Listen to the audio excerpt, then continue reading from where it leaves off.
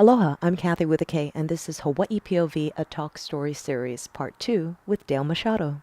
So tell me about H1 Freeway. There was a thing called a military circuit. They had real live bands playing all the military clubs. Shafter had one, Hickam had a club, maybe three. All the bases had them, Barbers Point and everything. And there were bands playing there every weekend. I mean, you could work Friday, Saturday, every Like you weekend. could earn a living, a pretty good... Well, you could. That's how I was making my rent. Still going to school. So H1 Freeway was a band in that circuit. Actually, the first band I was in before H1 was called The Brewery. Henry Kim was his name.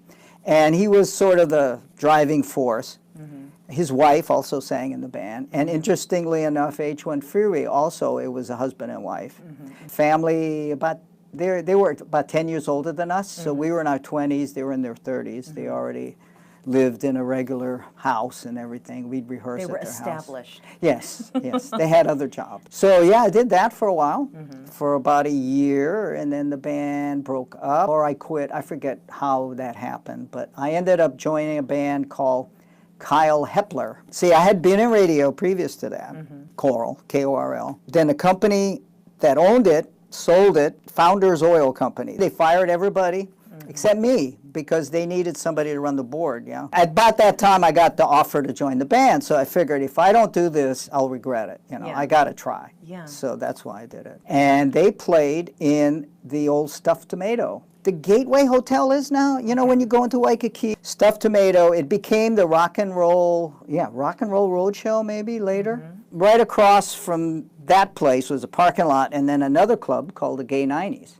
So there were kind of two gay bars there. We had live music in the Stuffed Tomato. This was like the beginning of disco, so we didn't play disco. They danced to the jukebox. We played show tunes. That is amazing. I know, it's crazy. But not only show tunes, but we'd play like Barbra Streisand, Bette Midler. They love Bette Midler. Show tunes. Oh, yeah. Oh, yeah. But then we also did some big shows, like during for like a Halloween when they. That must have been yeah, we'd do our manager. We actually had a manager. I mean, he was a big thinker. So one time we did the number from Singing in the Rain, and we actually had rain on the stage, electric guitars. What could go wrong? Big thinker, not a smart thinker. Yeah, yeah. And John Rampage, you know him? You know that name? He wasn't in the band, but he performed. He sang and danced for that number. And then we did. And one time we did something from Cabaret. The spotlight shows the band, and then the MC that John Rampage played, he'd say, "And even the band is beautiful." And then of course, we're all in drag.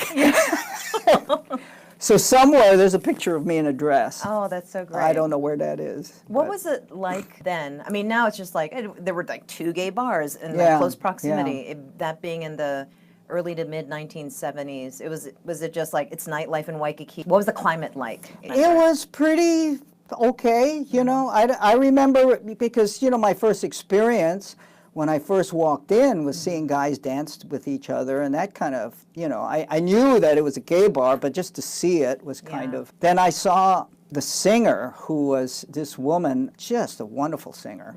She was so good, and the band was so good, and they wanted me to go join this band and replace the guitar player who was leaving, yeah.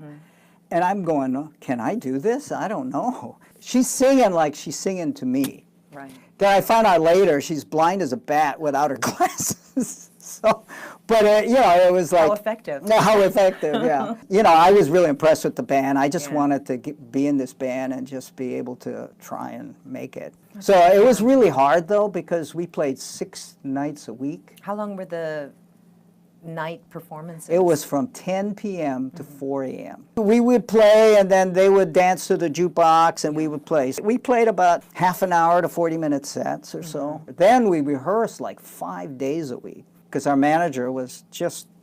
And we got really good towards the end there, but we also got really tired and we all quit. You know, it's just too much after a while. But it was a great experience for getting better. Kyle Hepler broke up. I had gotten a job offer to start at K108, but it didn't happen for like 3 months, and so I was kind of biding my time, because I had sort of said I wanted to be in theater, but I was scared to be on stage.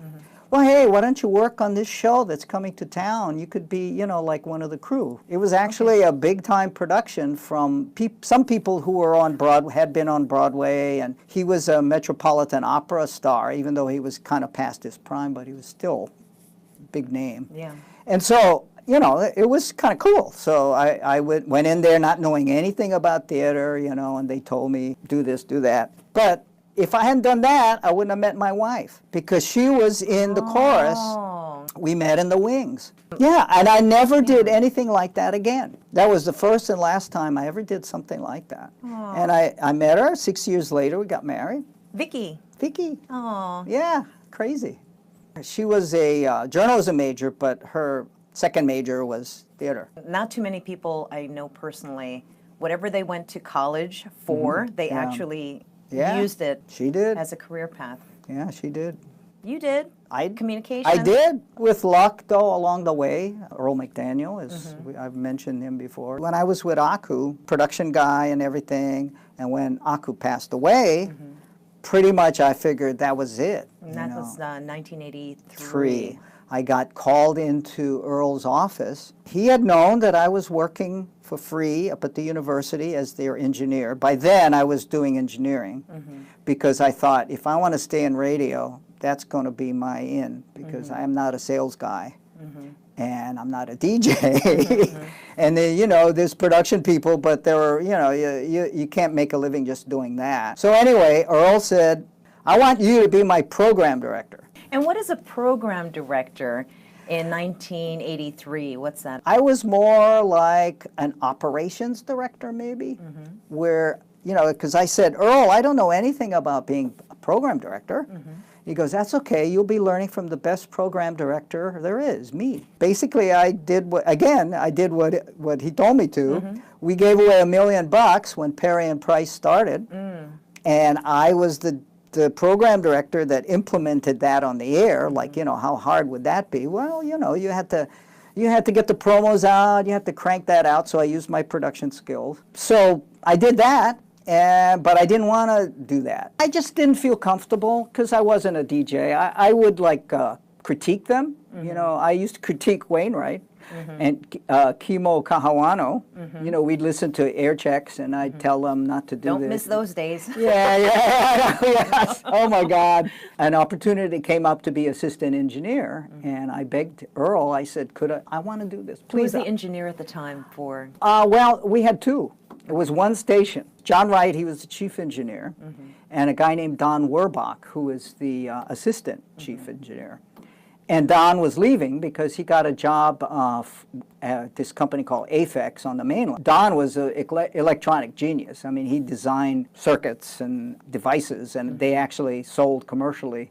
The Compeller, the Dominator, you ever heard of those? But they were audio processing things. He was really into that. Anyway, he went over there. He went to Aphex to do work for them, and I took his job. 6 months later, John was gone.